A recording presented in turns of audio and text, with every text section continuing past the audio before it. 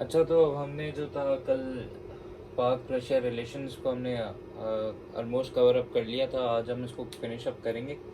तो कल मैंने आपको हिस्टोरिकल बैकग्राउंड बताया था कि हिस्ट्री क्या थी पाक रशिया रिलेशंस की। फिर मैंने आपको बताया था कि कन्वर्जेंस वाले पॉइंट कौन से हैं, कि जहाँ पे रशिया और पाकिस्तान जो है वो एक साथ मिल के उन्होंने काम किया है। उसमें मैंने आपको 3 फैक्टर्स समझाए थे। एक था इकोनॉमिक फैक्टर्स, फिर उसमें मैंने आपको कुछ एग्रीमेंट्स बताए थे जिनमें जो है पाकिस्तान और रशिया एक साथ काम कर रहे हैं। रशिया की इन्वेस्टमेंट्स जो थी वो कौन सी थी, इकोनॉमिक फैक्टर। फिर मैंने आपको सिक्योरिटी फैक्टर बताया था, जिसमें फिर मैंने आपको ये बताया था कि इनके बीच में कौन सी मिलिट्री एक्सरसाइजेज हैं। कितने हेलीकॉप्टर्स जो हैं या टेक्नोलॉजी जो है वो रशिया ने अभी तक प्रोवाइड की है पाकिस्तान को। तो हमने सिक्योरिटी फैक्टर देखा था। लास्ट हमारा जो एस्पेक्ट था वो था पॉलिटिकल एस्पेक्ट। पॉलिटिकल फैक्टर जो है उस पर आज हम बात करेंगे कि किस तरीके से पॉलिटिकल फैक्टर में रशिया जो है सपोर्ट करता है पाकिस्तान को। फिर उसके बाद हम लोग डाइवर्जेंस देखेंगे या फिर हर चैलेंजेस देखेंगे कि किस तरीके से इनके रिलेशंस अभी तक इतने मजबूत नहीं हुए, उनके रीजंस क्या हैं। और फाइनली हम इस अपना टॉपिक इस पे एंड करेंगे। देखें, अब पॉलिटिकल एस्पेक्ट की अगर मैं बात करूं तो पॉलिटिकल एस्पेक्ट में जो, अगर आप पहला पॉइंट ये लिखेंगे तो आपको पता है कि मैंने आपको एक ग्रुप बताया था, बेसिकली एक international forum, Shanghai Cooperation Organisation. तो 2012 में जो था आपका, रशिया ने 2012 तक जो था, रशिया नहीं चाह रहा था कि हम शंघाई कोऑपरेशन के जो है मेंबर बने। 2012 में ऑफिशियली रशिया ने जो है ये एक्सेप्ट किया था, और इसी तरीके पाकिस्तान को बेसिकली एक्सेप्ट किया था, और उसको ये इजाज़त मिली थी रशिया की तरफ से कि वो जो है इसको एससीओ को ज्वाइन कर सकता है, वहाँ की मेंबरशिप को जो है ज्वाइन कर सकता है। हालांकि 2012 में ही इंडिया ने इस बात पे रशिया को मना किया था, रिफ्यूज़ किया था कि आप पाकिस्तान को सपोर्ट नहीं करेंगे। उसका रीज़न ये था कि क्योंकि हमारे बीच में एक एनमिटी, एक वॉर, एक तरीके से एक एनिमी जो थी, हम दोनों एक दूसरे के एनिमी थे, एक एनमिटी थी दोनों के बीच में, पाकिस्तान और इंडिया के। तो इंडिया ने उसको रिफ्यूज़ किया था कि आप उसको सपोर्ट नहीं करें, उसकी मेंबरशिप को आप रिजेक्ट करें। लेकिन 2012 में सरप्राइजिंगली रशिया ने जो है हमें पॉलिटिकल फोरम में, जो कि था शंघाई कोऑपरेशन ऑर्गेनाइजेशन एससीओ, उस पर हमें सपोर्ट किया था, और हमें मेंबरशिप उसकी 2012 में मिल गई थी एससीओ पे। पहला पॉइंट पॉलिटिकल एस्पेक्ट में आप ये लिखेंगे। सेकंड पॉइंट ये है कि हमारे पास एक ग्रुप है जिसका नाम है न्यूक्लियर सप्लायर ग्रुप, एनएसजी। इस ग्रुप में हमने 2016 में अप्लाई किया था।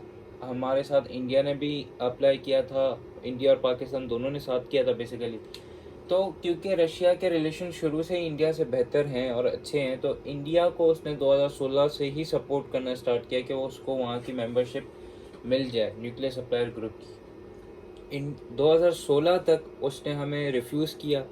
हमने भी 2016 में अप्लाई किया था, तो रशिया ने 2016 तक सिर्फ इंडिया को सपोर्ट किया, पाकिस्तान को सपोर्ट नहीं कर रहा था। लेकिन 2018 में जो था आपको, रशिया ने एनएसजी की मेंबरशिप के लिए एक्सेप्टेंस जो थी वो दे दी थी। देखें, अब आप ये सोच रहे होंगे रशिया के पास पावर क्या है। क्या आपको मैंने बताया था कि यूनाइटेड नेशन सिक्योरिटी काउंसिल में आपके 5 वीटो पावर्स होते हैं, जो कि उसमें से एक वीटो पावर जो है वो रशिया है।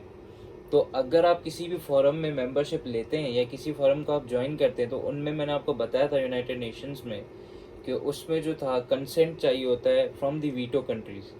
तो अगर आप एससीओ को ज्वाइन कर रहे हो तो आपको वीटो कंट्रीज़ के कंसेंट चाहिए, उसमें आपको रशिया ने दिया था। इसी तरीके से एनएसजी में 2016 में हमने अप्लाई किया, जिसमें हमारे पास 2 साल तक हमें रशिया ने अप्रूव नहीं किया था। रशिया हमें अपोज करता था 2 साल तक। लेकिन 2018 में 2 साल बाद उसने अग्री कर किया कि पाकिस्तान को भी मेंबरशिप मिलनी चाहिए, और 2018 में रशिया जो था उसने अपोजिशन अपनी बंद कर दी थी हमारे खिलाफ। तो 2018 में मेंबरशिप तो हमें अभी तक नहीं है दोनों को, इंडिया और पाकिस्तान को, लेकिन 2018 में रशिया ने जो अपोजिशन थी अपनी दिखा रहा था, वो अपोजिशन वो उसने बंद कर दी थी 2018 में। तो पॉलिटिकल एस्पेक्ट में आपको एक एससीओ पे मदद की है, दूसरा आपको एनएसजी में मदद की है। इसी तरीके से अगर आप अफगानिस्तान वाले फैक्टर पे आ जाते हो, तो अफगानिस्तान वाले फैक्टर पे अगर हम बात करें तो वो ये था कि इन दोनों के बीच में, पाकिस्तान और रशिया के बीच में शुरू से ये कॉन्फ्लिक्ट था कि रशिया जो था वो तालिबान को एक्सेप्ट नहीं करता था, पाकिस्तान जो था वो तालिबान की गवर्नमेंट को बिल्कुल एक्सेप्ट करता था, उनको सपोर्ट भी करता था, लेकिन रशिया उसके एंटागोनिस्ट था, अपोजिट था।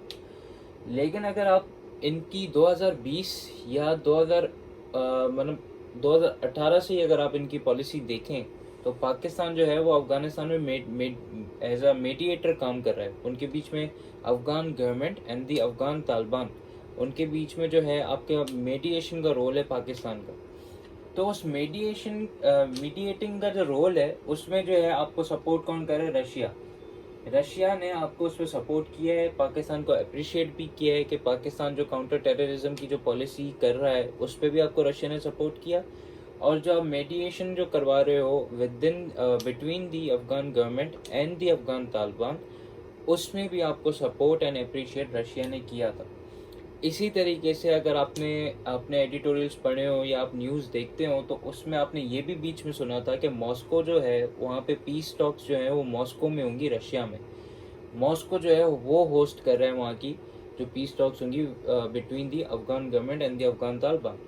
तो उसी बात पे हमने भी मॉस्को को इस बात पे अप्रिशिएट किया कि आप जो है अफगानिस्तान में जो है पीस लेके आना चाह रहे हो, तो उस बात पे हमने भी उनको अप्रिशिएट किया था फॉर इंटरफेयरिंग और for mediating between the Afghan government and the Afghan Taliban. हालांकि रशिया जो है तालिबान को सपोर्ट नहीं करता था शुरू से, आपको पता है। वो उस वक्त भी सपोर्ट नहीं करता था, वो चाहता था कि अफगान गवर्नमेंट है, लेकिन उसने उनके बीच में पीस इनिशिएटिव जो था मॉस्को में रशिया ने स्टार्ट किया था और जिस पे हमने भी उन्हें अप्रिशिएशन की थी। तो ये अफगानिस्तान वाले फैक्टर में भी जो है आप लिख सकते हो कि इन्होंने एक दूसरे को सपोर्ट किया था, पॉलिटिकल एस्पेक्ट में ये भी आता है। इसी तरीके से अगर आपको पता हो तो इंडो पैसिफिक जो रीजन है जिसमें जो है आपकी एक वॉर बेसिकली, अगर मैं कहूँ प्रॉक्सी वॉर ही कहते हूँ, या बेसिकली एक वॉर जो है वहाँ पे इमर्ज होने वाली है, एक वॉर टाइप सिचुएशन ही है इंडो पैसिफिक में। कि आपके अलायंसेस बन गए, जैसे आपका क्वाड था, उसके एक्वस जो आपका अभी अलायंस जो न्यूली रिसेंटली जो अभी बना है वो अलायंसेस आपके बन रहे हैं। इंडो पैसिफिक में एक आपका जो है वायलेंस क्रिएट हुआ है, एक अलायंस बना है टू कंटेन चाइना। तो रशिया जो है उसने एक स्टेटमेंट ये दी थी कि वो जो है रशिया जो है वो सारी यूएस दी यूनाइटेड स्टेट्स यूएस की जितनी भी इंडो पैसिफिक की पॉलिसीज़ हैं for containing China, Indo Pacific में यूएस की जितनी भी पॉलिसीज़ हैं for containment of China, Russia उसको ऑफिशियली अपोज करता है। वो कहता है कि मैं इसको सपोर्ट नहीं करता यूएस के इस प्लान को, और मैं सपोर्ट करता हूँ बीआरआई को। रशिया जो है बीआरआई को सपोर्ट करता है, बेल्ट एंड रोड इनिशिएटिव को सपोर्ट करता है। उसका रीज़न ये है कि एक तो ये है कि उसका शुरू से हिस्टोरिकल पार्टनर जो था चाइना, उससे उसके रिलेशन उसके हमेशा अच्छे रहे, हिस्टोरिकली उसका फ्रेंडशिप है। दूसरा ये है कि रशिया में मैंने आपको कल बताया था कि बीआरआई के टोटल 6 रूट्स हैं, 6। उन 6 में से जो हैं आपके 2 रूट्स जो हैं वो रशिया की तरफ हैं और एक रूट जो है वो आपका पाकिस्तान की तरफ है। तो उन 2 रूट्स जो है वो जो रशिया से गुजर रहे हैं उसमें भी वो चाइना को सपोर्ट कर रहा है। और मे बी मैंने कल आपको बताया कि सी पैक में रशिया भी ऐड हो जाए तो उसका नाम भी चेंज हो जाएगा। तो इस वजह से इंडो पैसिफिक वाली पॉलिसी को यूएस की वो सपोर्ट नहीं करता, वो बीआरआई ऑफ चाइना वो सपोर्ट करता है। चाइना की पॉलिसी, चाइना को बेसिकली इंडो पैसिफिक में सपोर्ट करे, और हम भी आपको पता है कि चाइना को ही सपोर्ट करते हैं। तो ये था 4th पॉइंट के इंडो पैसिफिक रीजन में आपका जो है रशिया और पाकिस्तान किस तरीके से एक साथ मिलके जो है वो चाइना को सपोर्ट कर रहे हैं। और रशिया का स्टांस क्या है वो मैंने आपको बता दिया, वो भी चाइना को सपोर्ट करता है रादर देन सपोर्टिंग दी यूएस। अब ये 3 फैक्टर्स जो मैंने आपको बताया, इकोनॉमिक जो बताया मैंने आपको, इसी तरीके से सिक्योरिटी फैक्टर मैंने आपको बताया, अब मैंने आपको पॉलिटिकल फैक्टर बताया। ये 3 वो फैक्टर हैं जो कि आप पॉइंट ऑफ कन्वर्जेंस में लिखेंगे। पॉइंट ऑफ कन्वर्जेंस ये कि कहाँ पे आके आपका रशिया और पाकिस्तान दोनों एक साथ मिल के काम कर रहे हैं, वो ये सारे पॉइंट्स है, political aspect, economic and security factor. Historical background हमने कर लिया, हमने कन्वर्जेंस का कर लिया। अब हम लोग जो देखेंगे वो देखेंगे डाइवर्जेंस पॉइंट। डाइवर्जेंस पॉइंट का बेसिकली मकसद ये है कि ये दोनों रशिया और पाकिस्तान अगर इतने ही इनके रिलेशन अच्छे हैं तो अभी तक इनके ताल्लुकात या रिलेशन इतने ज़्यादा इम्प्रूव या इतने ज़्यादा अच्छे क्यों नहीं हुए अभी तक। रशिया ने अगर आपके इन्वेस्टमेंट्स की हैं तो मज़ीद आपकी इन्वेस्टमेंट्स जो है वो बढ़ क्यों नहीं रही हैं। पाकिस्तान स्टील मिल्स अभी भी आपकी रिवाइव नहीं हुई हैं। इसी तरीके से आप जो है सीपैक में भी रशिया को अभी इन रशिया नहीं हुआ। अगर आपके रिलेशन इतने अच्छे हैं तो फिर वजह क्या है कि हर्डल्स क्या हैं या चैलेंजेस क्या हैं या डाइवर्जेंस क्या है जिसकी वजह से आपके रिलेशन अभी तक इनके साथ स्ट्रॉन्ग नहीं हुए। तो उसमें हम 3 मेजर फैक्टर्स देखेंगे। 3 मेजर फैक्टर्स हैं जिनकी वजह से जो है आपका रशिया और पाकिस्तान का रिलेशंस है वो अभी तक इतने स्ट्रॉन्ग नहीं हुए। 3 फैक्टर्स हैं उसके बेसिकली। उसके बाद ये हमारा डाइवर्जेंस पॉइंट ख़त्म हो जाएगा और सर्टेनली उसके बाद हमारा कंक्लूजन है, फिर आपका ये लेक्चर ख़त्म है। तो ये आपका पाक रशिया रिलेशंस टोटली आपका 3 फैक्टर्स पे convergence, history, convergence and divergence. Point number 3 आपकी डाइवर्जेंस आप कह लें उसको, या आप इसको चैलेंजेस भी कह लें, चैलेंजेस या हर्डल्स के इनके रिलेशन में चैलेंजेस या हर्डल्स क्या हैं। देखें आप, नंबर 1 हर्डल ये है कि इनके रिलेशंस विथ इंडिया जो है रशिया के अभी तक स्ट्रॉन्ग है। अगर इंडिया जो है वो यूएस के साइड पे है, यूएस ने अपनी पॉलिसी जो है वो इंडिया की तरफ शिफ्ट की है, तो रशिया के भी जो रिलेशंस हैं वो अभी तक इंडिया के साथ स्ट्रॉन्ग ही हैं एज़ कम्पेयर टू आर। मैंने आपको एक वो बताया था कि रशिया वो स्टेट है जिसने S-400 आपके डिफेंस मिसाइल्स प्रोड्यूस किए थे, इसने ये बनाए थे मिसाइल्स। और ये जो S-400 की टेक्नोलॉजी है ये इसने इंडिया को सप्लाई की थी कुछ साल पहले। इंडिया को ये मिसाइल्स मिले थे। अभी करंटली रशिया ने S-500 डिफेंस मिसाइल्स बना लिए। तो अगर आप देखें तो इस बेसिस पे इसके रिलेशन जो हैं वो अभी तक रशिया के इंडिया के साथ स्ट्रॉन्ग है कि वो उसको मिलिट्री सपोर्ट अभी भी दे रहा है, टेक्नोलॉजिकल सपोर्ट जो है वो अभी तक उसको मिल रही है। हिस्ट्री में भी आपने देखा था, मैंने आपको एक डील बताई थी, फ्रेंडशिप डील, जो कि 1971 में हुई थी रशिया और इंडिया के बीच में 20 ईयर्स की। उसमें भी उसने टेक्नोलॉजिकल सपोर्ट दी थी, मिलिट्री सपोर्ट दी थी, और वो किसके खिलाफ यूज़ की गई थी? पाकिस्तान के खिलाफ। तो हमें एक तरीके से रशिया से भी थ्रेट है और प्लस में हमें इंडिया से भी थ्रेट है, दोनों से, क्योंकि ये आपस में मिलिट्री एक्सचेंज और टेक्नोलॉजिकल एक्सचेंज इनके बीच में।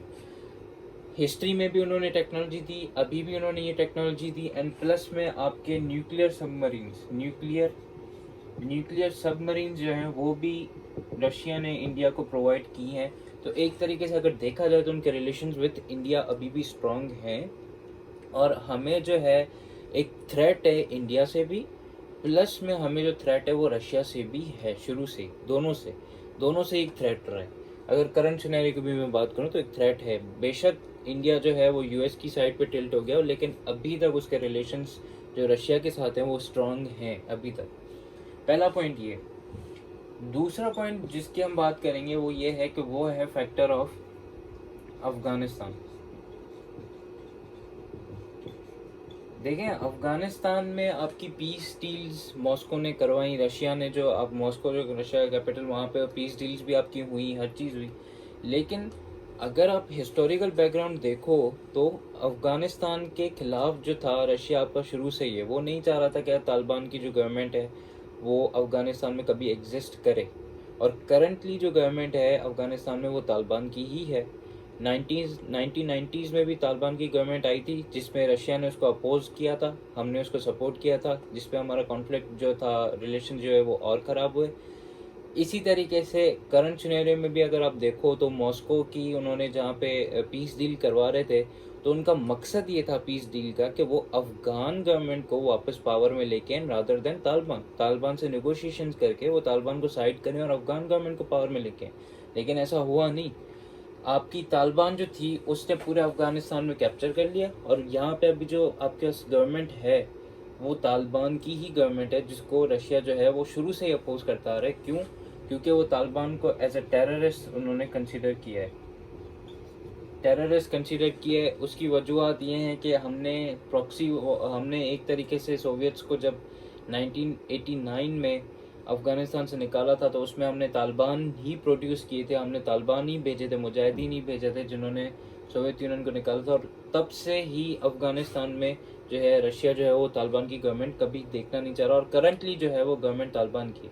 तो अगर अफगानिस्तान की सिनेरियो पे बात करें तो अफगानिस्तान के भी सिनेरियो पे आपका पाक और रशिया रिलेशन डिपेंड करता है, और इसी वजह से आपका रिलेशन जो है वो डिटोरिएट हो सकते हैं और बेहतर नहीं हो सकते, क्योंकि हम जो है अफगान तालिबान की गवर्नमेंट को अभी भी जो है सपोर्ट करते हैं, लेकिन रशिया उसको सपोर्ट नहीं करता। अगर थर्ड पॉइंट की बात करें तो थर्ड पॉइंट आपका जो है वो आपका हो जाएगा हिस्टोरिकल मिस्ट्रस्ट। हिस्टोरिकल मिस्ट्रस्ट कह दें या आप इसको हिस्टोरिकल बैकग्राउंड ही बेशक कह लें, कि हमारे हिस्ट्री में जो एक दूसरे के साथ रिलेशंस या मिस्ट्रस्ट जो रहे हैं आपस में, वो बिल्कुल भी उन्हीं मिस्ट्रस्ट की वजह से हमारे रिलेशन जो है वो आज तक बेहतर नहीं हुए। मैंने आपको कल सर्टेन कुछ चीज़ें बताई थी, जैसे अफ़गानिस्तान का ही मैंने अभी आपको बताया कि अफ़गानिस्तान में जो जंग हुई जिसमें हमने यूएस का साथ दिया, उसकी वजह से एक मिसट्रस्ट जो है रशिया और पाकिस्तान के बीच में डेवलप हुआ, कि एक प्रॉक्सी वॉर, बेसिकली यहाँ पे आप टर्म यूज़ करोगे प्रॉक्सी वॉर, कि रशिया और पाकिस्तान के बीच में एक प्रॉक्सी वॉर शुरू से ही थी।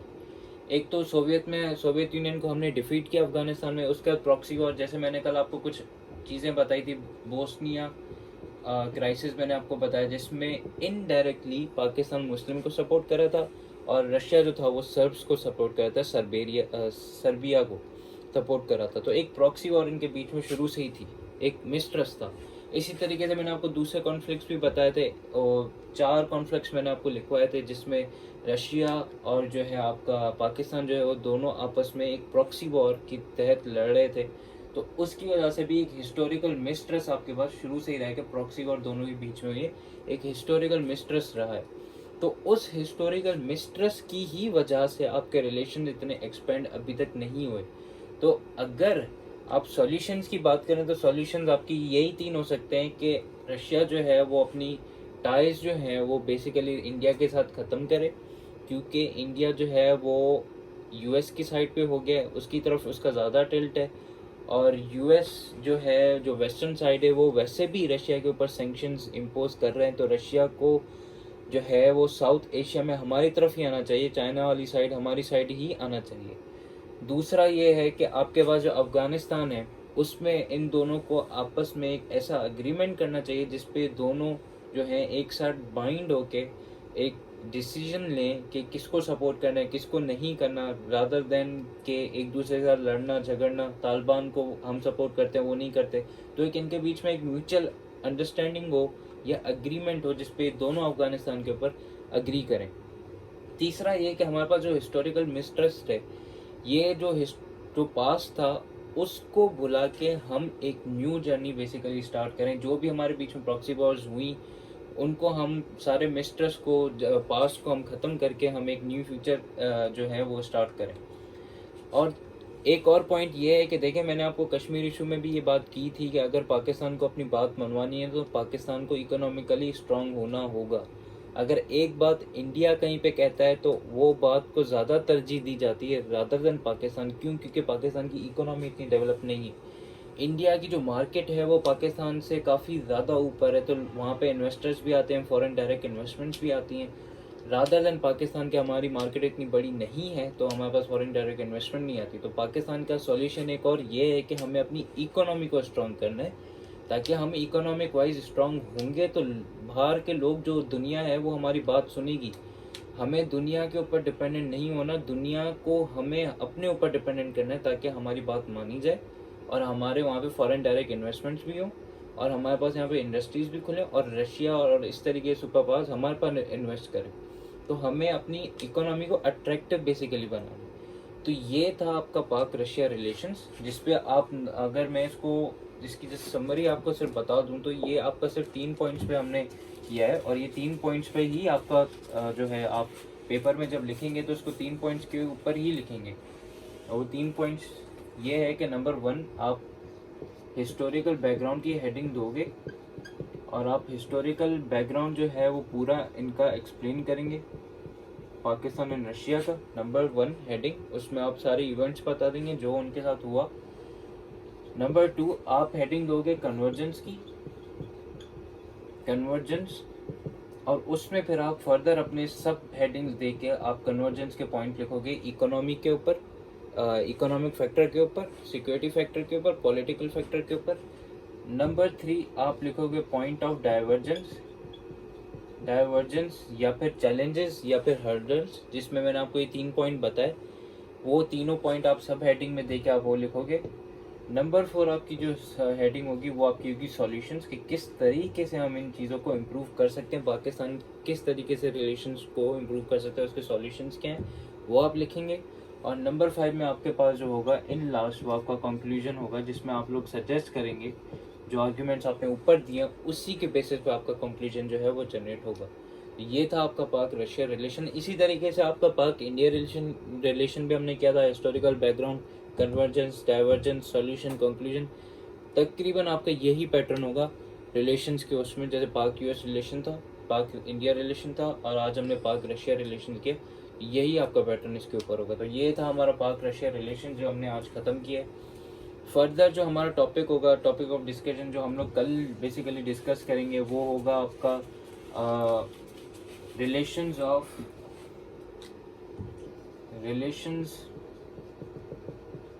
Of KSA, Saudi Arabia and Iran. इनके रिलेशंस हम देखेंगे कि इनके बीच में मसले क्या हैं, क्यों हैं, और इसकी वजह क्या है। इन डिटेल हम ये भी लेक्चर कवर करेंगे। और पास पेपर में एक सवाल लगा था जिसमें उन्होंने ये पूछा था कि पाकिस्तान का रोल ऑफ मेडिएशन क्या है between Saudi Arabia and Iran, किस तरीके से पाकिस्तान जो है अपना रोल प्ले करता है कि इनके बीच में कॉन्फ्लिक्ट है वो ख़त्म हो। हम रोल ऑफ पाकिस्तान भी देखेंगे in mediation between Saudi Arabia and Iran. कल से हम ये टॉपिक स्टार्ट करेंगे। अगर इसकी जनरल आपको सिर्फ अभी इंट्रोडक्शन दूं, एक ओवरव्यू सिर्फ बता दूं कि इनके बीच में कॉन्फ्लिक्ट्स क्या हैं, ये फैक्टर्स जो हैं वो हम डिस्कस करेंगे। तो फैक्टर्स ये हैं कि आपको पता है कि सऊदी अरेबिया और ईरान दोनों जो हैं वो मुस्लिम स्टेट तो हैं, और सऊदी अरेबिया आपको पता है कि जैसे वो होता है ना कि एक हेड होता है बेसिकली मुस्लिम स्टेट में, तो सऊदी अरब अपने आप को ये क्लेम करता है कि वो एज अ हेड है, लेकिन ईरान उसको नहीं मानता। तो इनके बीच में शुरू से आप कह सकते हो सेक्टेरियनिज्म रहा है, क्योंकि आपको पता है कि ईरान जो है वो शिया पॉपुलेशन है, आपका जो सऊदी अरब है वो सुन्नी पॉपुलेशन है। इवन तो आपने यहाँ पे भी काफ़ी विटनेस किया होगा, पाकिस्तान में ऐसे नंबर ऑफ केसेस हैं कहाँ कुछ मस्जिदें ऐसी होती हैं जिसमें लिखा होता है कि यहाँ पे शिया अलाउड नहीं है या यहाँ पे सुन्नी अलाउड नहीं है। तो सेक्टेरियनिज्म जड़ है बेसिकली इस कॉन्फ्लिक्ट की, जो कि इनके बीच में है। उसके बाद अगर मैं दूसरी बात करूं तो आपको पता है कि रेवोल्यूशन हुई थी 1979 में ईरान में, जिसको हम कहते हैं ईरानियन रेवोल्यूशन। तो उस वक्त भी एक स्लोगन चला था इस रेवोल्यूशन में, ये मैं सारा आपको इन डिटेल से कल बताऊंगा, सिर्फ एक ओवरव्यू दे रहा हूँ जो हम कल करेंगे। 1979 में एक रेवोल्यूशन हुई थी जिसको हम कहते हैं ईरानियन रेवोल्यूशन। उस रेवोल्यूशन के दौरान ये स्लोगन्स लगे थे, ईरान की एक आइडियोलॉजी थी जिसको हम कहते हैं ईरान आइडियोलॉजी, स्लोगन जो थे। उस स्लोगन में ईरान ने ये कहा था कि हम सिर्फ ईरान में ही जो है वो जो ईरानियन आइडियोलॉजी हम सिर्फ उसको स्प्रेड नहीं करेंगे, हम चाहते हैं कि हम ये जो ईरानियन रेवोल्यूशन है, जो हमारे 1979 में जो रेवोल्यूशन आया, ये हम पूरे मिडिल ईस्ट में स्प्रेड करें। ये एक स्लोगन चला था 1979 में कि ईरानियन रेवोल्यूशन ईरान तक ही महदूद नहीं रहे, बल्कि पूरे मिडिल ईस्ट तक हम उसको प्रोलिफरेट करेंगे, ताकि जितने भी सारे कंट्रीज हैं वहाँ पे भी शिया जो पॉपुलेशन है वो आपकी है। इसी तरीके से आपकी जो है इन दोनों के बीच में प्रॉक्सी वॉर है, आपको ये भी पता होगा प्रॉक्सी वॉर है। इसी तरीके से आपकी जो सुपर पावर्स हैं वो किसको सपोर्ट करती हैं, चाइना जो है वो ईरान को सपोर्ट करता है, यूएस जो है वो आपको उसको सऊदी अरब को सपोर्ट करता है। इसी तरीके से आपकी इकोनॉमिक फैक्टर है, इकोनॉमिक फैक्टर पे भी इनका मसला है। वो कैसे है कि आपका सऊदी अरब जो है वो ऑयल प्रोड्यूस करता है, लार्जेस्ट ऑयल प्रोड्यूसर है।